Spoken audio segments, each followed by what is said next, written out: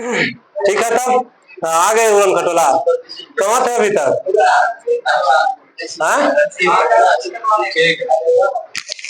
उड़न खटोला अभी तक कहाँ थे?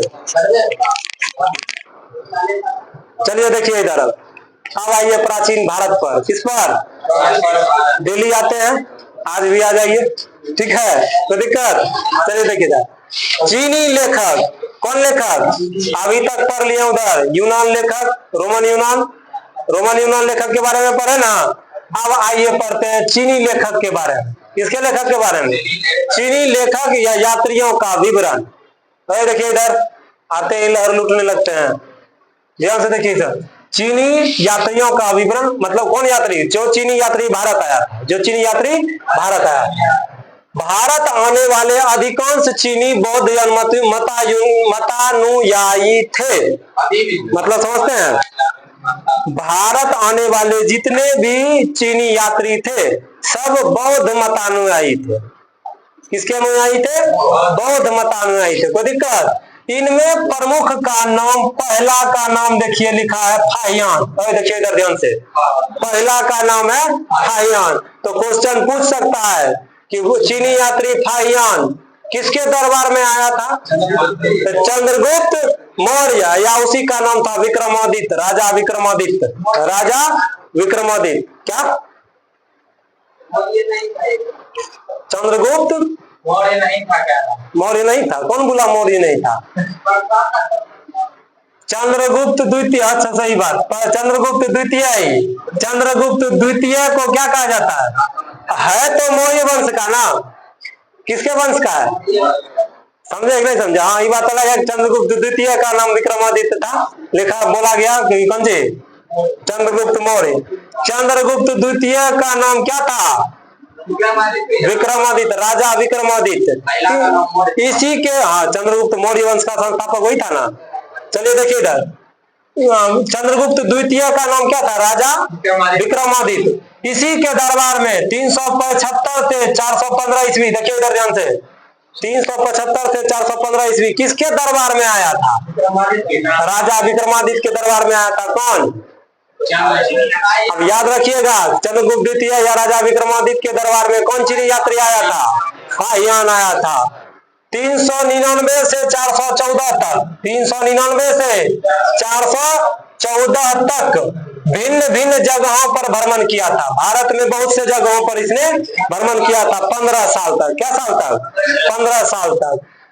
और गुप्त कालीन भारतीय, एक तो 15 साल तक भिन्न भिन्न जगह पर भ्रमण किया, और भ्रमण के दौरान गुप्त कालीन भारतीय सामाजिक, धार्मिक तथा आर्थिक स्थिति का विवरण किया।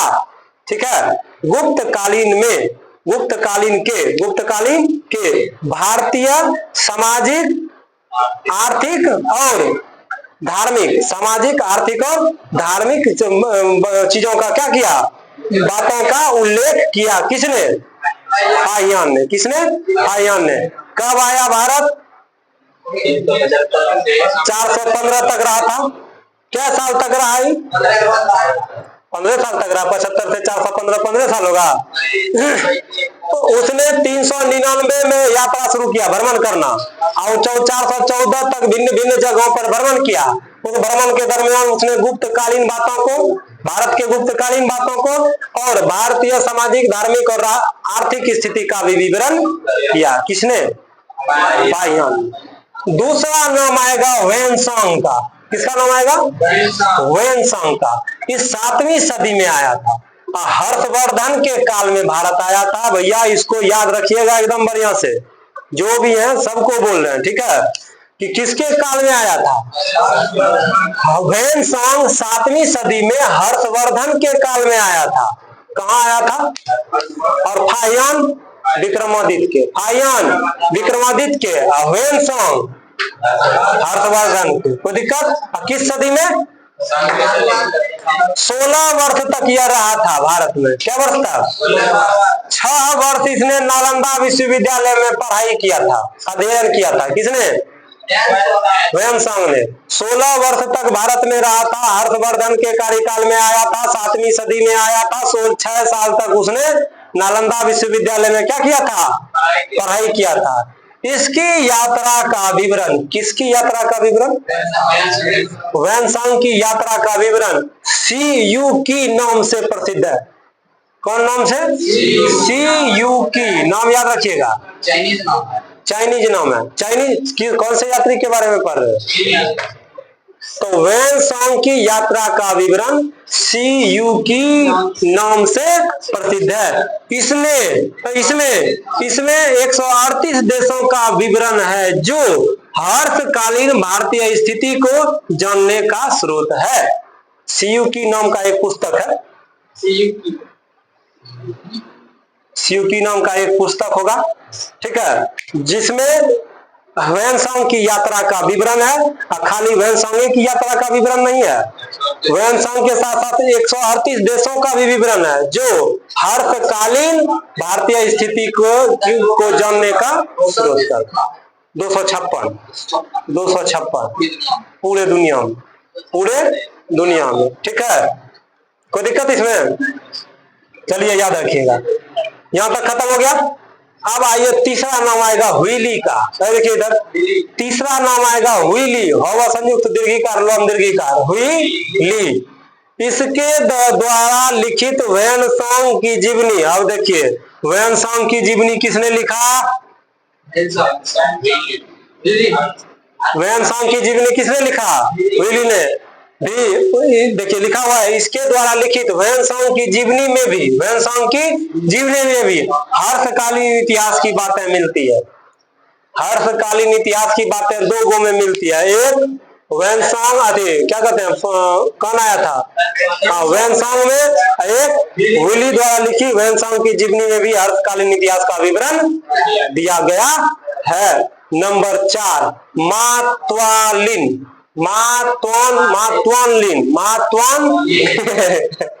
क्या कीजिएगा, नाम ऐसा है तो याद रखना पड़ेगा। मातवालिन हर्षवर्धन के पूर्वी अभियान का विवरण मिलता है। किसमें? मातवालिन में हर्षवर्धन के पूर्वी अभियान का विवरण मिलता है, ठीक। वो के गो लाइन है, याद रखिएगा। 5वां नंबर में देखिए इत सिंह, क्या नाम है? इत सिंह। 7वीं शताब्दी के अंत में भारत आने वाले चीनी यात्री थे। 7वीं सदी में कौन आया था? वैनसांग आया था हर्षवर्धन के काल में। और 7वीं शताब्दी के अंत में भारत आने वाले चीनी यात्री कौन थे? इत सिंह थे। ये जब भारत आया तो इसने नालंदा तथा विक्रमशिला विश्वविद्यालय, नालंदा तथा विक्रमशिला विश्वविद्यालय और अपने समय के भारत की स्थिति के विवरण को प्रस्तुत किया। किसने? इत सिंह ने। किसने? 7वीं शताब्दी के अंत में तो ये भारत आया, 7वीं शताब्दी के अंत में भारत आया और नालंदा तथा विक्रमशिला विश्वविद्यालय और उस समय के माने अपने समय के भारतीय स्थिति का विवरण किया। किसने? इत सिंह ने। कोई दिक्कत? आगे चला जाए। चलिए नंबर 6 संयुगन,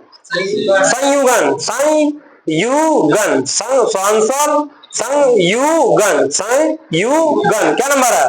7वां नंबर, 6ठा नंबर। 518 ईस्वी में कहाँ आया? एक्सरे तेज है उसका। 518 ईस्वी में कहाँ आया था?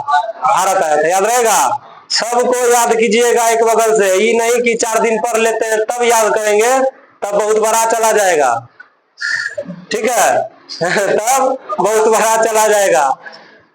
देखिए 518 में भारत आया था। कौन आया था?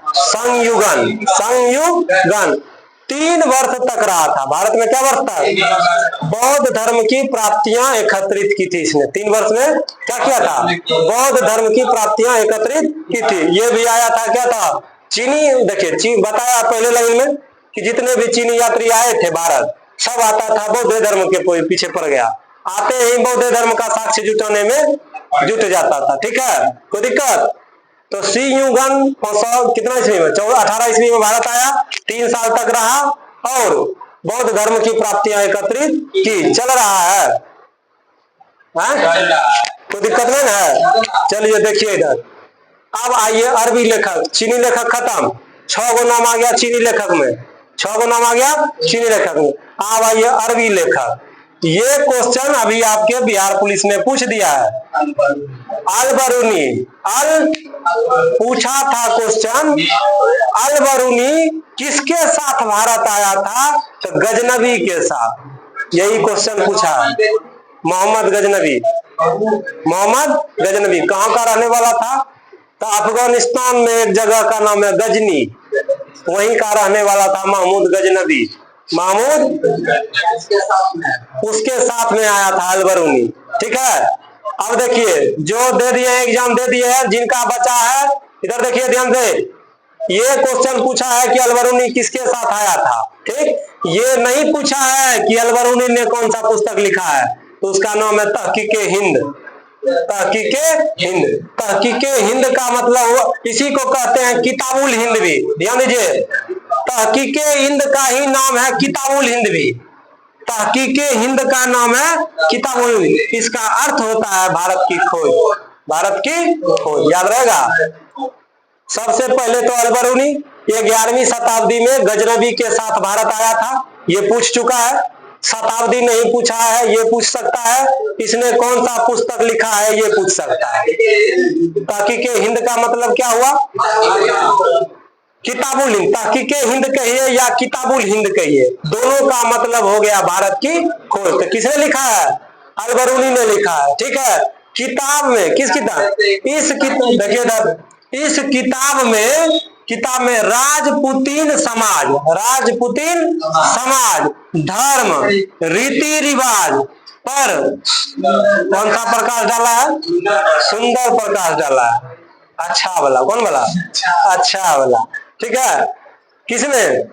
तहकीके हिंद। याद रखिएगा, तो वो याद रखिएगा ध्यान से कि कौन से पुस्तक में राजपूतीन समाज धर्म रीति रिवाज एवं रीति रिवाज पर भारतीय पर रीति रिवाज पर सुंदर प्रकाश डाला गया है, तो उसका नाम है तहकीके हिंद या किताबुल हिंद, जिसका मतलब है भारत की खोज।